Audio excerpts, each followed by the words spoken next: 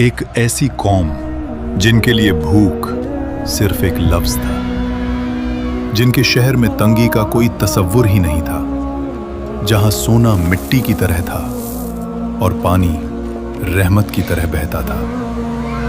फिर सोचिए, सिर्फ एक छोटा सा चूहा और मारीब का अजीम बंद अपनी लिखी हुई तकदीर से जा मिला। ना फौज का हमला, ना ज़लज़ला, ना आसमानी बिजली, बस अल्लाह का एक हुक्म और एक रात, और दुनिया की सबसे अमीर सल्तनत जमीन के नीचे दफन। ये वो वाकया है जिसका जिक्र अल्लाह ने खुद कुरान में किया। ये है कौमे सबा, जन्नत से जहन्नम तक का सफर। और यकीन मानिए, जो आगे आने वाला है वो आपको अंदर तक हिला देगा। कौमे सबा अरब के जुनूबी हिस्से में आज के यमन के इलाके में आबाद थी, लेकिन ये कोई आम कौम नहीं थी। ये दुनिया की सबसे ज्यादा खुशहाल कौम थी। इनकी जमीन जरखेज थी, हवा नरम थी और बारिश बिल्कुल मीजान के साथ होती थी। मगर इनकी असल ताकत, इनका सबसे बड़ा राज, मरीब का अजीम बंद। ये डैम इतना अजीम था कि इसके जरिए दोनों जानिब फैले हुए बागों को पानी मिलता था। फल इतने ज्यादा कि मुसाफिर जब वहां से गुजरता तो भूख का एहसास ही नहीं होता। कुरान इस मंजर को खुद बयान करता है। सबा के लिए उनके रहने की जगह पर एक निशानी थी, दाएं और बाएं दो बाग। और फिर अल्लाह फरमाता है, अपने रब का रिज़्क खाओ और उसका शुक्र अदा करो। यह सिर्फ दौलत नहीं थी, यह अल्लाह की रहमत का निजाम था। इस महीने मछलियों का शिकार बहुत अच्छा हुआ है। हमारी तिजारत हर महीने बेहतर हो रही है। शहर साफ, निजाम मुनज़्ज़म, लोग अमन में।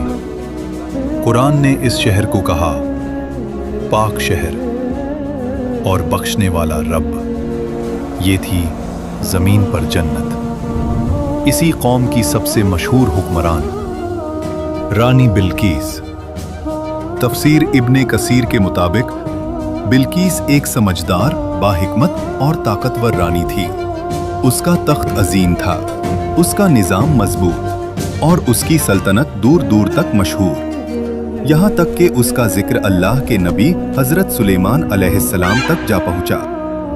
हजरत सुलेमान अलैहिस्सलाम, वो नबी जिन्हें अल्लाह ने ऐसी ताकत दी जो किसी और को नहीं मिली।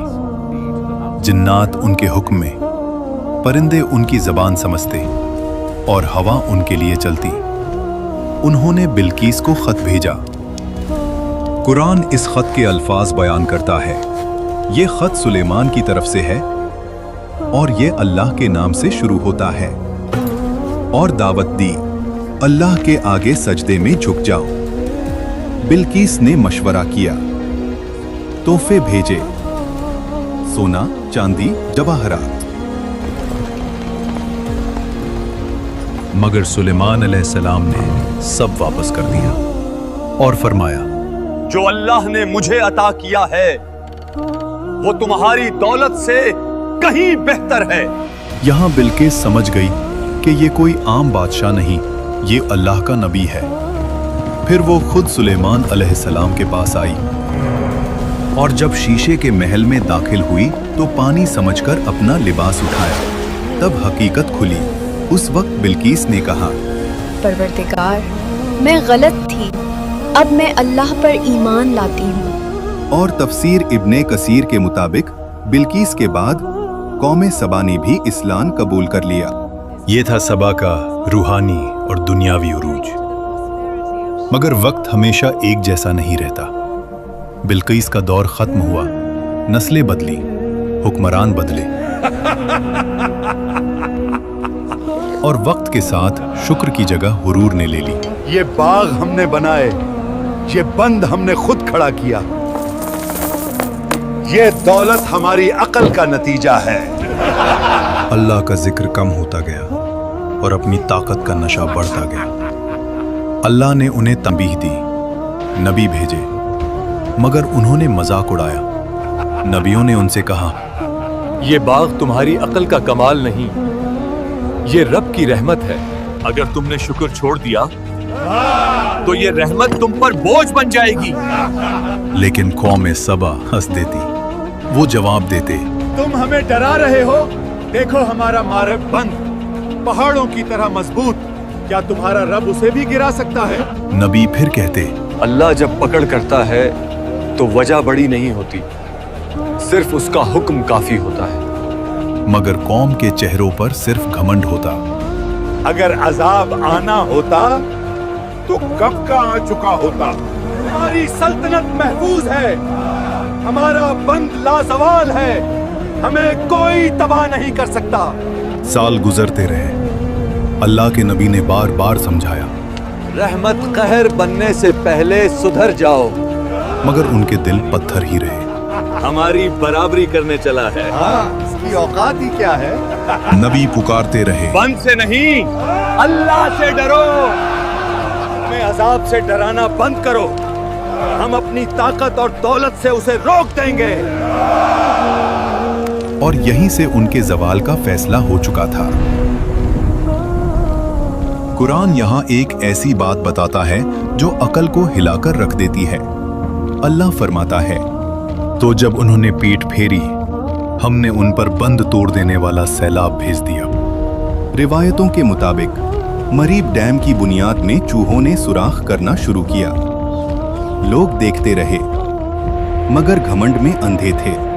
ये बंद हमारी ताकत की निशानी है, ये चूहे इसका कुछ नहीं बिगाड़ सकते। फिर वो रात आई, लोग सो रहे थे, शहर खामोश था और मरीब डैम आखिरी सांस ले रहा था। पहले एक आवाज आई, फिर दूसरी,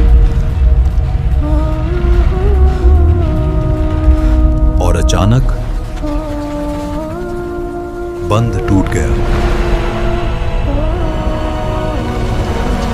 पानी जो कभी रहमत था, अब कहर बन चुका था।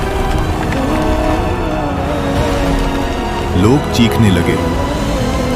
कोई बोला, बंद तो मजबूत था, खुदा के लिए भागो। मगर भागने का कोई रास्ता नहीं था।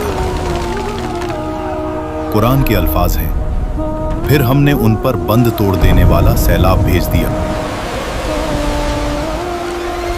नबी की आवाज गूंजती रही,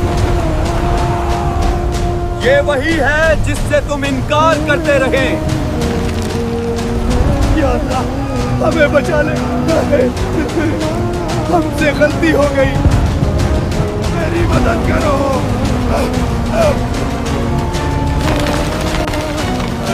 उठती लहरें शहर पर गिरती गईं, हर कोने को अपनी लपेट में ले रही थी। घर, बाग और बाजार सब एक साथ डूब गए। लोग चीख रहे थे, सिर्फ अपनी जान बचाने की कोशिश में। कुछ गिर रहे थे, कुछ लहरों में घुल रहे थे, और हर शोर सिर्फ कहर में घुल गया। आखिर में एक ऊंची लहर उन सबको हमेशा हमेशा के लिए खामोश कर गई।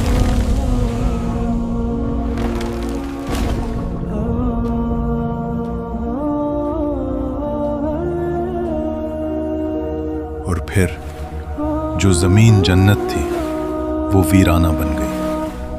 बाग मिट्टी बन गए, घर बह गए, शहर के शहर खत्म हो गए, नस्लें खत्म हो गई, सिर्फ वाक़या रह गया। अल्लाह फरमाता है, उनके बागों के बदले कांटेदार झाड़ियां लगा दी गई। ये सजा क्यों थी? कुरान खुद जवाब देता है, ये सजा इसलिए थी कि उन्होंने न शुक्री की। कौम सबा दौलत से तबाह नहीं हुई, गुरूर से तबाह हुई।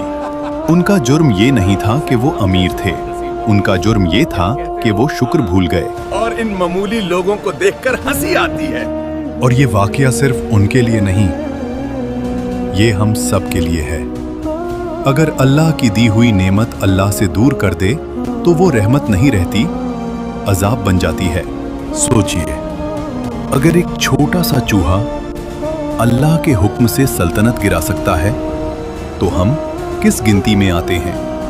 कमेंट्स में लिखो, दौलत या गुरूर, किस चीज ने कौमों को तबाह किया? वीडियो को लाइक करो और चैनल को सब्सक्राइब